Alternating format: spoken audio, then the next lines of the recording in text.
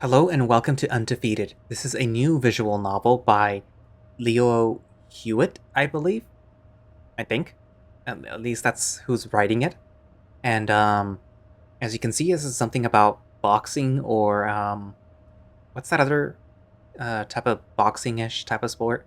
Like kickboxing or like the UFC fighting, where it's a little like dangerous hand-to-hand combat, people getting punched, kicked, and stuff like that, I think. But yeah.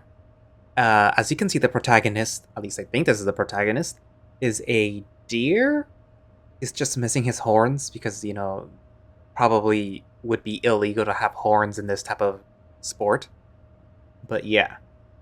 So I know nothing about it, but a friend of mine recommended that I read it, and I do believe that this is the first, um, not chapter, but the first piece that they've released.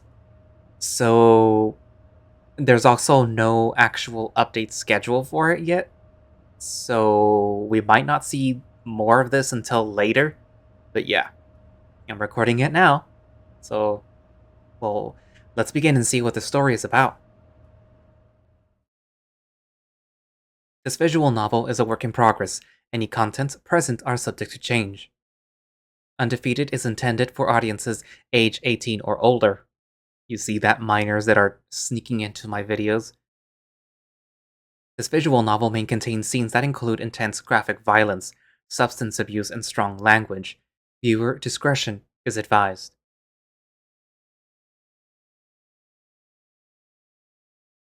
Alright, kid, you're up. The chill of the metal floor nearly shocks me out of my focus. This place has been underground for some time now, so it only makes sense that the floor is this cold. I step onto the elevator, accompanied by an attendant.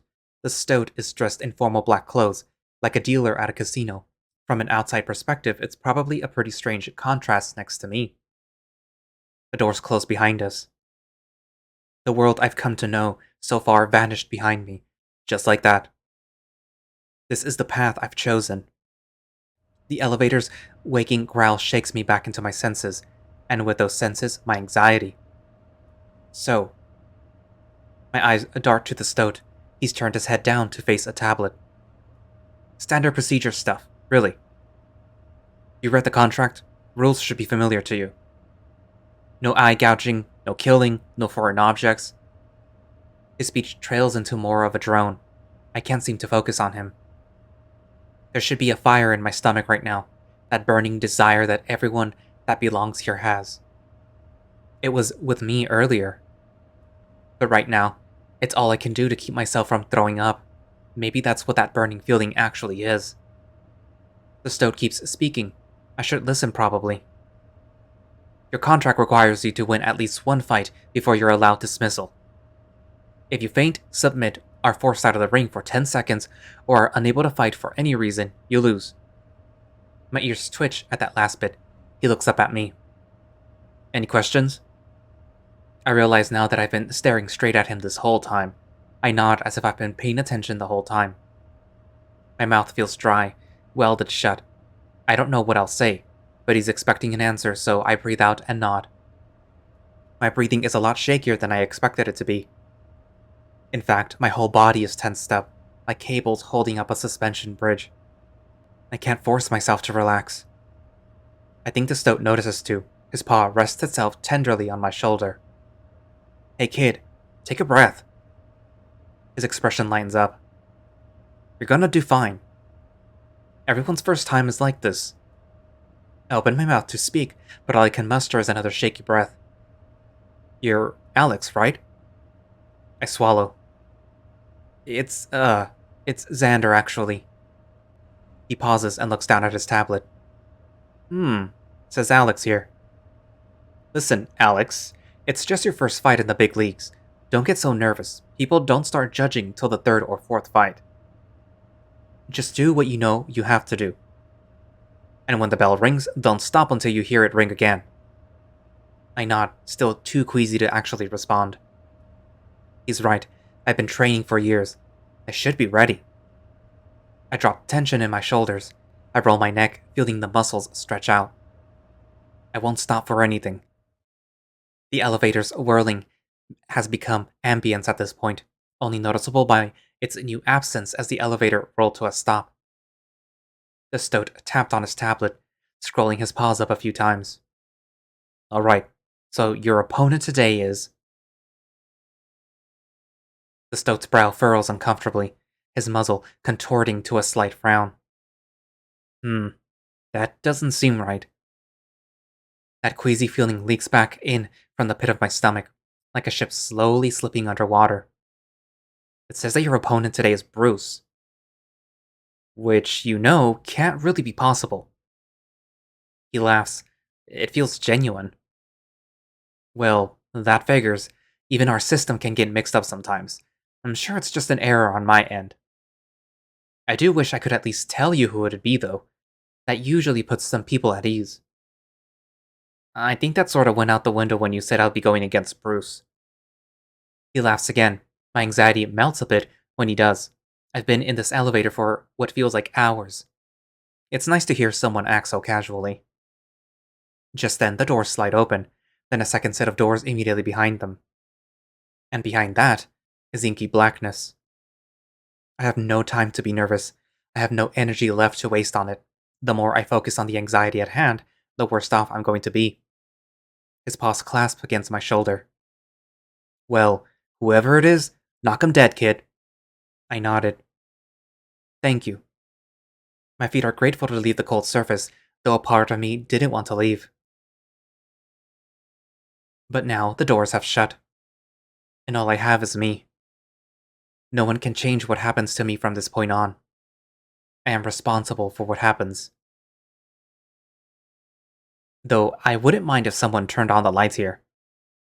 Just like the elevator, the air here could only be described as stale. That makes sense, given how far underground we are. It's a little chilly though, not the ideal temperature for fighting conditions, but I imagine that will change once... Ah. Fuck. It takes me a moment to adjust to the lighting. I'm familiar with the layout, but it kind of surprises me how much bigger it is than on TV. A wide circular room with a ceiling that stretches at least 20 feet above the floor. If I squint hard enough, I can make out a few cameras pointing down at the space. Huge stage lights pour down into the space. Shit's brighter than the sun, it feels like. Oh right, the sun. Two massive glass panels reflect the arena back at me. I can assume that they're one-way mirrors. They can see me. I can't see them. I creep closer to the center of the arena. The barren concrete of the floor could fit a small crowd. Closer to the center, a wide circle, maybe 35 to 40 feet in diameter, had been painted along the floor. I've seen this all before, but this was my first chance actually seeing it up close and in person. Most people don't get the chance to do this. Lucky me. Please wait at your designated mark behind the ring. I nearly jump out of my hide. The small voice spoke plainly over the intercom. I forgot that people were watching from behind those cameras. Thousands of people. Shake it off. Shake it off. I loosen my joints on my way to the designated mark behind the ring. The only thing that stands before me is the paint on the ground, and the elevator door on the opposite end of the room. I've been staring it down for so long, half expecting it to not open. And then it opens.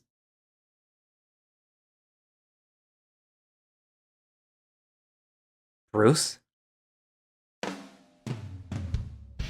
The elevator doors close, and I can see him much clearer. It really is him. Words fail me. My heart picks up in pace, and my breathing follows suit. I feel small. Well, smaller in comparison. I had known his body was weathered when I saw it on TV, but seeing it up close like this was like nothing I could have imagined. Scars littered his body. One crossed his snout, with a few marking past attempts on his chest and midsection. I think I remember his stats back when I could watch his fights. 7 feet tall, 350 pounds. The size seemed so trivial before. But now that he stands across the ring from me, I realize how it feels up close. like the chill of death skittering down my spine. He opens his eyes. That piercing yellow gaze bores holes into mine, and I realize that I've been staring right into him this whole time. His brow furrows, much like the attendant's earlier. His stoic, solid stance stutters. His jaw crunched up near the edge. And then he starts to laugh. Loudly. Gah-ha-ha-ha! I jump with how sudden his outburst was. Are they serious? Is this a prank? The dinosaur points to a camera. Is this you, Frank, booking me a fight like this? Bruce laughs a few more weak chuckles. I almost want to laugh too. The beast folds his arms over his chest, smiling down at me. So, kid, what's your name? My body is trembling again. There's no way this is happening. I'm not about to leave my opponent unanswered. Zander. I spat the name out like the frog in my throat was leaping out. Bruce thumbs at the stubble on his chin. His mouth was still curled up in a selfish smile. Zander, eh? Nice to meet you. The dinosaur does not extend a handshake. So, how'd they get you in here? Is this some kind of charity thing? They usually only bring me down here for the title fights. No, He flashes a toothy grin. You want me to sign something? I didn't bring a pen. This is my... Bruce moves into the circle, towards me. I consider backing away, but the man clearly has no personal space issues. He reaches out, clutching my arm. He grips it tighter than I had imagined, which was already pretty fucking tight. The leathery palm presses hard into my fur, and I swear it nearly scratches my skin. I'm not here as a fan. I yell, mostly out of fear, thinking it would stop him. I'm a fighter. As I cry out, Bruce pulls my arm and subsequently the rest of me, past the markings of the painted ring. Once I cross over, a tone rings out over the arena. I know that tone. That's the start of the fight. And by the look frozen on Bruce's face, he knows it too. He should, at least by now. Maybe if I act now, I can catch him off guard. The attendant did say to start as soon as the bell rings. I'll stun Bruce with a strike to the liver. Once he's disorientated, I'll force him out of the ring. Not like there's any way I'll render him unconscious. It's unfortunate that Bruce grabbed my right arm. I'm no southpaw, so giving a power strike with my left is a bit awkward. With the bell's tone still fresh in my ears, I plant my right foot. It's even more awkward with Bruce still holding onto my bicep, but I should be fine. My hip twists themselves violently to the right, and with them, my shoulders, followed by my newly formed fist. Bruce's right arm had been the one to grab my bicep, so his side was totally unprotected. My lips flare up slightly as the blow connects, half from the ferocity with which I'd struck, the other half is from the sting his skin had inflicted into my bare fist. I swear I must have scraped my knuckles. Bruce's body is more akin to the heavy bags I spent countless hours practicing on. That thick, leathery skin wasn't just a myth people claimed dinosaurs had. That hide is dangerous. What's more, Bruce hadn't even flinched from the blow. In fact, I feel his grip on my arm as firm as ever. I'm almost scared to look up. Bruce took care of that for me, though. Without much of a chance to retaliate, my right arm is wrenched uncomfortably into the air. Something snaps. I grip my teeth, letting out a weak growl as Bruce throws me behind him, my body crashing down into the center of the space. I scramble to reorient myself upright, my feet shuffling along the concrete. It's all I can do to keep my focus off my shoulder. It's a pain I felt before, but not one that I really wanted to feel ever again. If it's not broken, it's definitely dislocated. Not that it really matters. Bruce's shadow loomed over me, silhouetted from the lights above. I can't read his face. I don't really know what kind of shit luck got you in a fight with me. I'm on my feet now, though I could hardly call my stance steady. Bruce doesn't move. But I've got a job to do, and judging by your little stunt there, seems you do too. This is bad, obviously. Think, you fucking idiot. That liver shot should have taken him out. But it didn't, and now you can't move your arm. The only attempt I make to move my shoulder erupts in even more pain. It feels like it's about to burst. A desperate cry tries to burst from my throat, but his grip traps it inside. I feel his leathery palm tighten around my throat. I gasp out, trying to speak, but all I can muster is a desperate choke. His claws dig into the side of my neck. My feet leave the cement, Bruce lifting me off the ground by my throat. Bruce carries me like a sack of dead weight to the edge of the ring. I know I'm dangling just outside the edge of it. His gaze pierces through mine, my body dangling uselessly at the end of his limb. Bruce flashes a wicked grin. He looks ecstatic, insatiable despite having done this countless times. A chill crawls up my body as his free hand traces my midsection. "You're pretty well built," he snorts. "For a shrimp." I don't even know if I should try to respond. The larger man lets out a grunt, and a sting breaks through my midsection. My face crumbles up.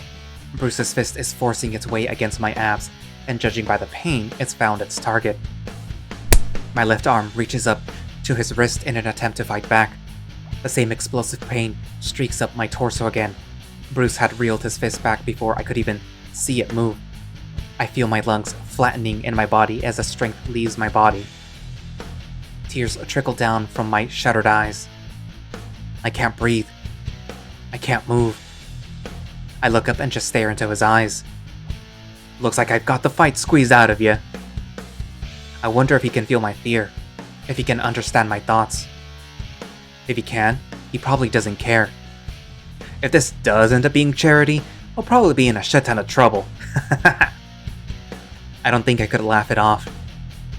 I try to communicate my concession to the dinosaur through my eyes, my right arm dangling uselessly to my side. I can't feel it, but I know it's there. My left arm is draped across his wrist. Bruce just stares into my eyes. "I'm going to die." "See you soon, kid." He spoke shortly, like a promise rather than a threat. Tears were still crawling down my face.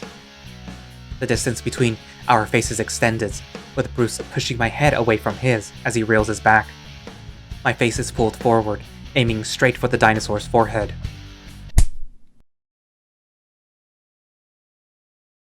My vision goes white. I don't even feel the headbutt. I don't really feel anything right now.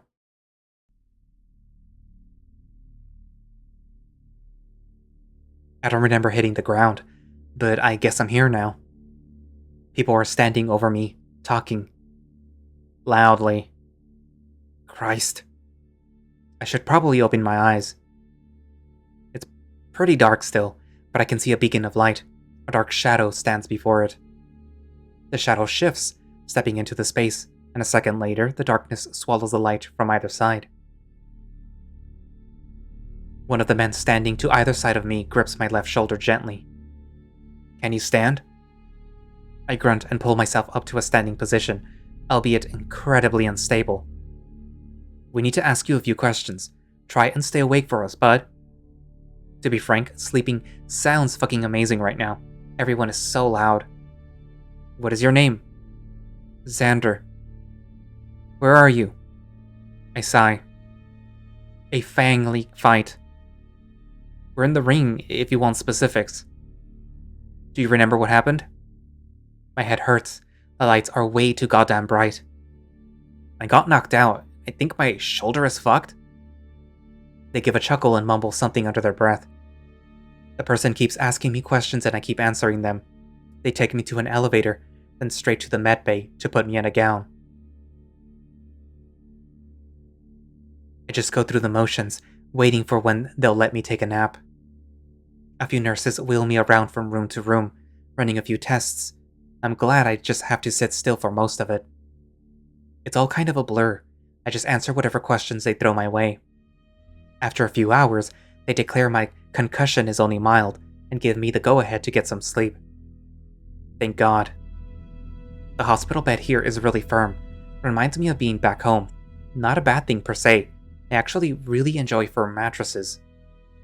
Though I doubt something as simple as a mattress firmness is going to keep me from sleeping tonight. I can barely keep my eyelids open.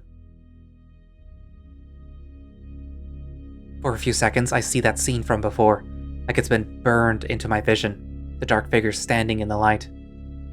I swear it was waiting for me.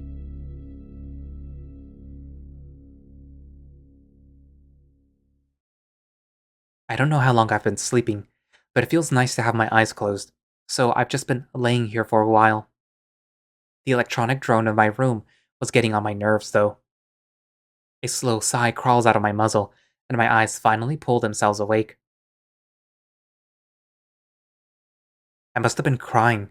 My eyes haven't been that heavy in a long while. The sterile white ceiling stares down at me. I crane my vision to the left, and some memories of the night before flood back into my head. Seems I've been hooked up to an IV and an EKG machine, and my right arm is in a sling. Fucking great. My attempt to sit up was immediately met with resistance through a heavy, dull pain shooting down through the center of my skull. Fuck. I pushed through, the pain fading away with a few pulses, like a heartbeat through my brain. I can hear a conversation outside my door. It sounds like people are talking loud, but it's a ways away.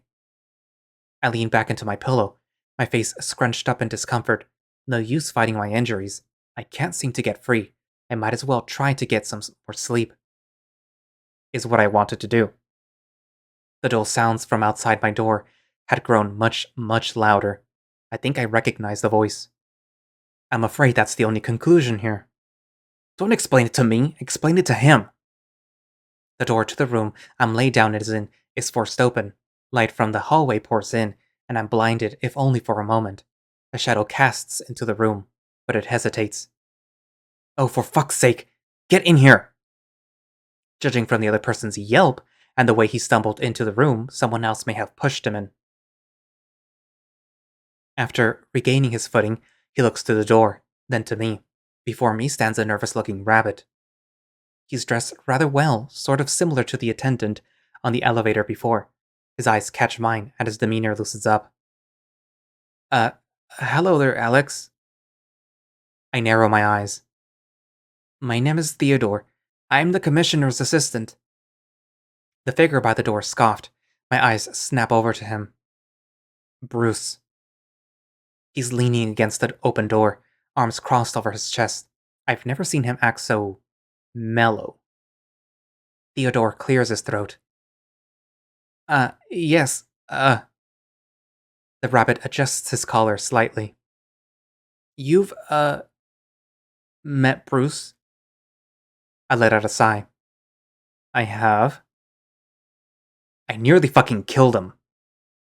His voice cuts through the tension, yet somehow only seemed to add to it. Bruce moves from his spot on the door towards the two of us. I can see Theodore's eyes dart away, and he takes a step back from the approaching dino. Is he seriously Bruce's boss? Bruce stops in front of my bed. You want to tell him why the fuck that happened? The rabbit manages to keep his composure upright, but his ears fold down. He really must not want to be here. Yes, He takes a shaky breath and steadies himself.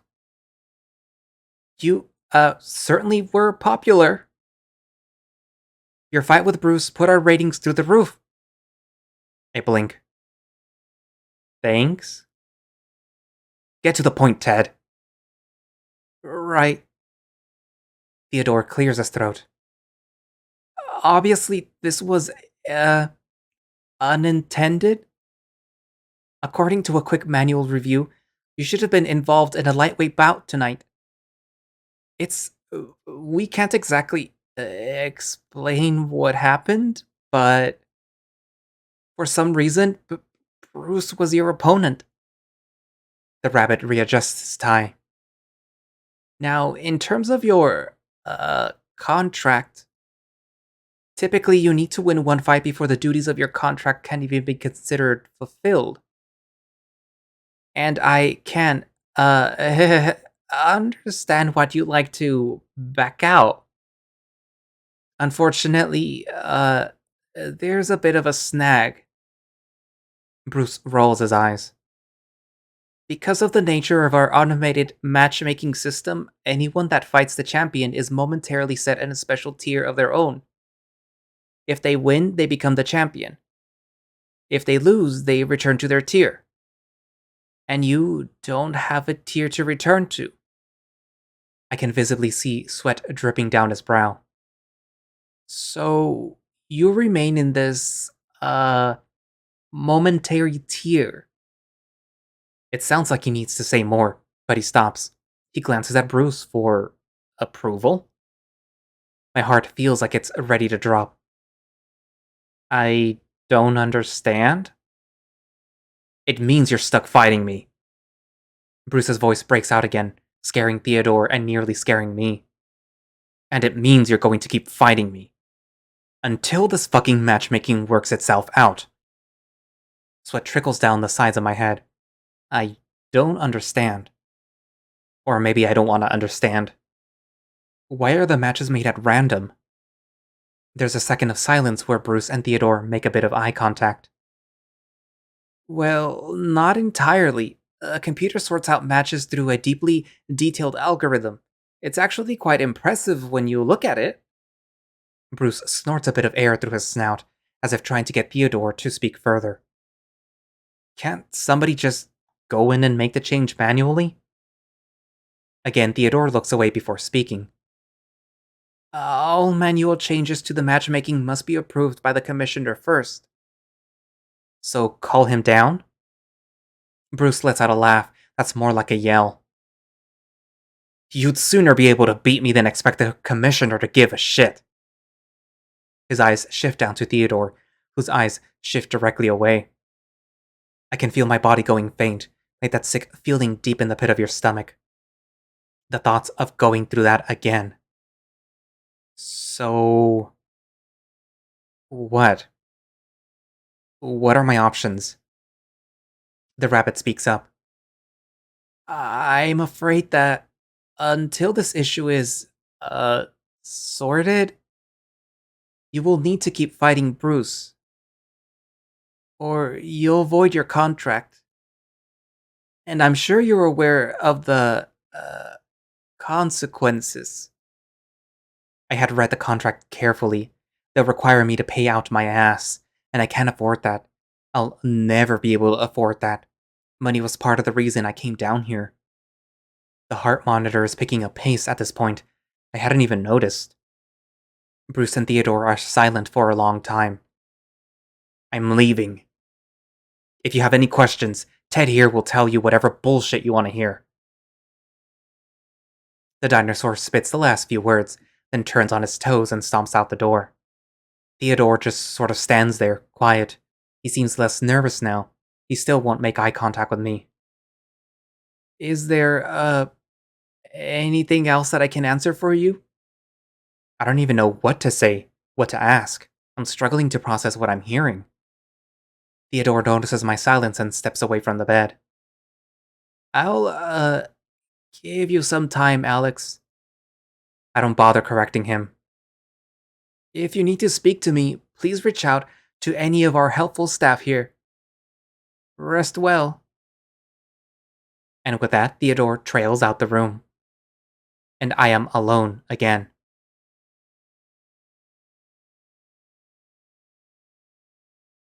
Some time, he says. They say time heals all wounds.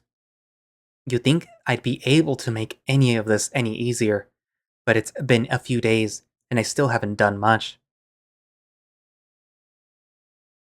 The quality of the medical staff here definitely is as advertised. Everyone is so receptive to my needs, though I really try not to ask for all that much.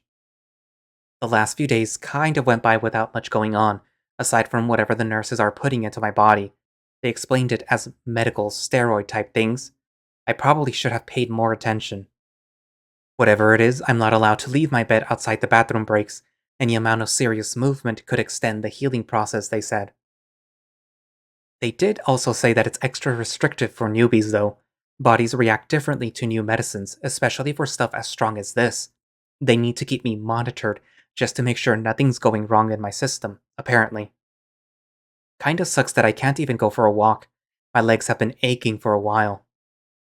My ears flick over to the door, catching some footsteps that seem to be getting closer. They were proven right with the door swinging open, and a man that I assume is the doctor waltzing in with a clipboard. Good morning, Alex. Zander. My name is Dr. Drayden. I'm the athletic physician that's been working with your case. How are you feeling today? A sigh slips from my mouth, but I catch myself when his head turns up to my face. I'm good. I sort of shake my head, not really pleased with my first interaction with the guy. He doesn't seem to notice. Gotcha! Well, Alex, we've got your test results back. Good news and bad news. My eyebrows twitch. What's the bad news? He pauses, his face contorting into a frustrated way, like I said something he didn't want to hear. Well, the good news is that you're good to go. Everything came back negative and your shoulder should be good as new. The cat flashes a smile that warms my chest. I let out a breath that I must have been holding in for a while. That's relieving to know. And the bad news? The papers he had lifted off the clipboard had been flipping back down, and he flashes a wink at me. The bad news is that you're probably going to be seeing a lot more of me. You know, given your situation. He lets out a small laugh, and my heart sinks right back. While I had spent the last few days keeping myself distracted with some television, I'm not particularly keen on thinking about the repercussions of my current predicament. He can tell that I'm not exactly excited with that prospect either, and his laugh peters out. Well, I mean, at least I hope you don't. Ted filled me in on the situation. Sounds like you're, really going through it. You could put it that way, yeah. His smile stayed for a second or so before he snapped down to his clipboard. But, yes, so vitals. Blood tests all came back negative. Mild concussion, x-rays are looking fine. You'll need a bit of physical therapy to get your rotator and tendon back up to speed, but otherwise, we'll be able to discharge you right away. Don't shoulders take a couple of weeks to get fixed? Usually, yes. I take it you've had this happen before? I frown. Dislocated, yeah, under different circumstances though. Drayden waves his hand noncommittedly. Of course, so you probably know how it goes. Usually there's no serious exercise allowed, no major lifting, none of that. However, the steroids we've pumped into your system are special. They enhance your body's natural regenerative abilities, for lack of better terms. Obviously, it's not going to enhance your ability to fight in anything, and it won't help you recover from wounds during a fight. But it gets our fighters up and running much faster than they would naturally, so everybody's grateful for that, I'd say. The smile on his face made him look almost proud of the process. I can't exactly say I blame him. And the tests? Just some simple blood work, really. Make sure your liver's handling the medication properly. And, you know, cancer, things like that. My heart jumps at that word, and I sit up. Cancer? Again, though, he shakes his hand casually, like he's trying to shoo me away. There hasn't been a case yet, so I wouldn't exactly be worried about it. Still, if your body decides to push it too hard, blood work would catch it right off the bat, so we can nip it in the bud before it becomes an issue. I can't help but worry that my contract would get voided if they couldn't use the medication anymore, but Drayden doesn't seem to be fretting over it.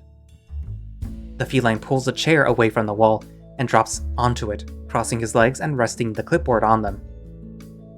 I'll set you up with some physical therapy with yours truly here in a day, but I think it's best for you to get out of this room. Get some fresh air. Well, I mean, so to speak. You've been here for what, 4 days, and the only people you've met here are Bruce and Ted. I feel like you'll be more deserving of a proper welcome, all things considered. I nod, still a bit nervous of what that would entail. Would the others here resent me? Would they hate me? Applaud me? I haven't exactly had a chance to get a read on anyone else. Now, Alex, before I let you go. His pen clicks. He looks up at me. Do you have any questions for me? His eyes meet with mine, silence lingering between us for a moment. Do I have questions? Yes. For him, not really. Not anything that he can answer, or at least anything that he can help with. Come on, Alex, there's gotta be something I can answer. I'm a licensed therapist too, so you can talk with me about anything. My brow furrows. I thought you were an athletic physician. Again, Drayden waves his hand. I wear many hats, Alex. That's probably why they hired me. But I'd like to think it's because of my winning personality. He gives off that proud smile again. I can't help but breathe out a laugh. Questions, though. I honestly can't think of anything relevant. I know my situation. I know how the medicine works. I feel like I've gotten a handle on this guy's personality. For the most part, at least. Well, if you got no questions and you're feeling alright, then we can go ahead and get you on your feet. I guess he took my unintended silence as an answer. Am I feeling alright? I guess I'm pretty anxious to meet everyone else, to continue my training. Maybe I just need to psych myself up again, like I did on the elevator before. My stomach turns, though I'm not sure whether that's from thinking about the fight or from the sight of the needle coming out of my skin. Ugh. Drayden assists me up out of the bed.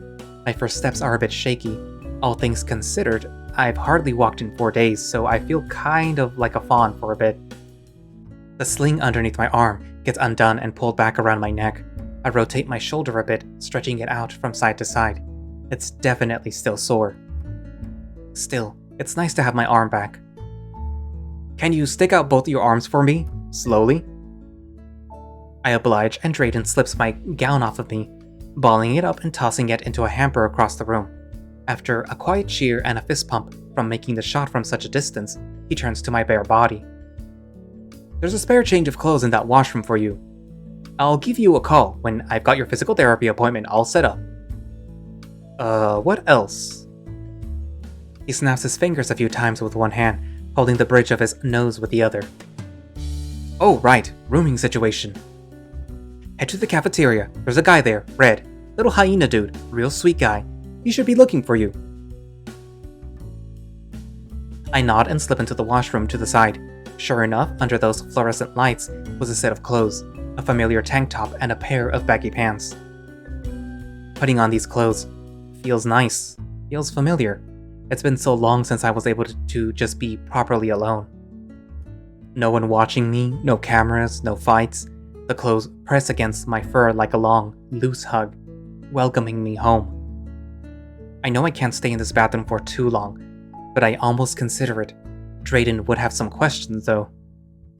I want to soak in this feeling for as long as I can.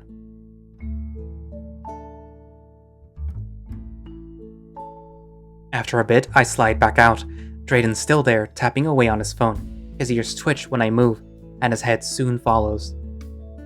All good in there? My mouth curls up into an awkward smile. I'm still not sure how to answer that. Yeah. Thank you. His smile remains, but he waves me off. No thanks needed. Just doing my job. Good luck out there. Oh, and hey, if you need to talk, my office is right next door. We exchange another set of awkward thank yous before I leave, following instructions from a nurse to get to the cafeteria.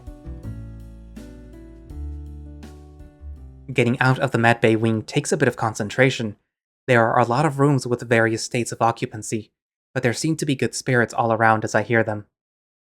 People talking, laughing, joking with each other. I can feel the tightness in my chest loosen ever so slightly. I pass by a few more closed doors before leaving the medbay wing entirely. The white and red accented floor tiles swap to light cream as I move to the rest of the main floor. The halls of the facility are surprisingly clean, not like I pictured them as dirty or run down or anything, but they seemed almost sterile. Quiet, too. Even the medbay had a number of people strolling around on their ways to and from rooms and offices. These halls are basically empty, though. I only see one raccoon person stroll by, and he has his earbuds in, duffel bag under his arm too, probably on his way back from the gym. He looks pissed. There's a bandage rolled around his bicep, and what looks like a bit of crusted blood perched under his snout. Don't worry, buddy. It was probably just an off day. I can only imagine how brutal the coaches can be down here. I've heard a bit about them, but nothing about anyone in particular.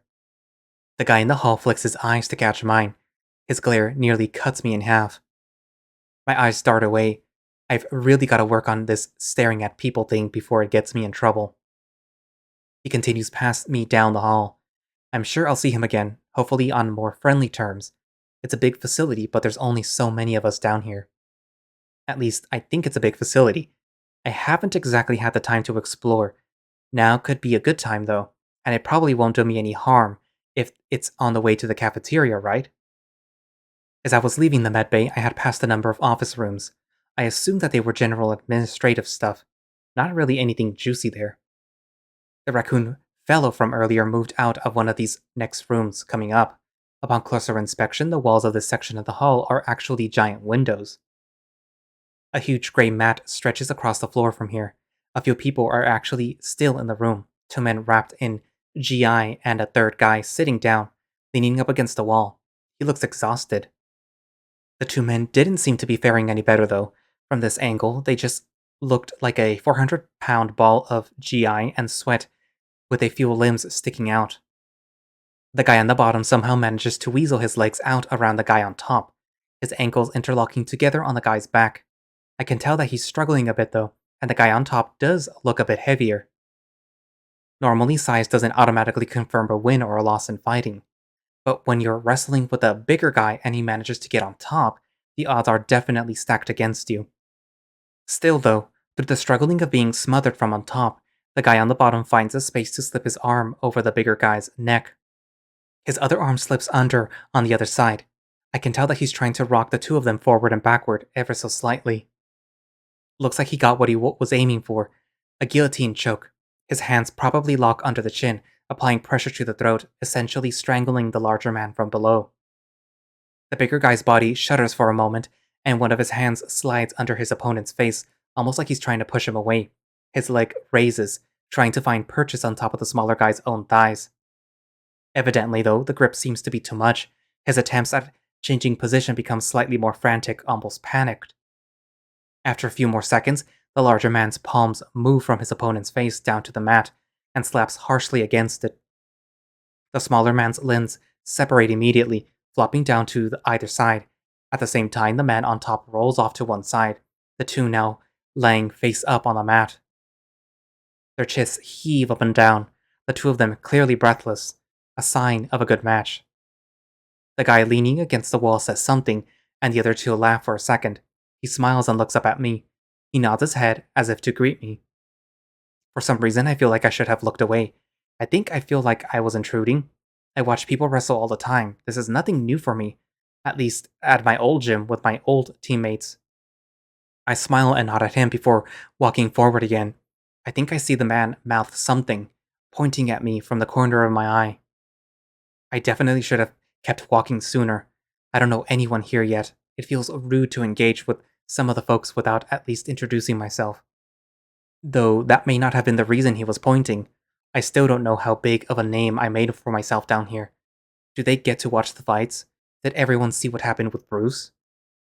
It's not like people would make fun of me for something like that. Probably. And it's not like I really care if they did. That's just more annoying than anything else. I'd just rather go in with as little of a reputation as possible. I pass by a couple dozen more mat rooms on my way through the hall. Roughly half of them seem to have a similar layout to the first one, just a large, solid mat stretching across the floor. Granted, though, the rest of these were empty. The other half of the rooms had a number of smaller mats, with one or two large spaces off to the side marked with a large circle on the ground. Heavy bags line the back walls of these ones, clearly made for striking practice. I feel like I'm going to be spending plenty of time in these rooms, not like I'll have much of a choice at least.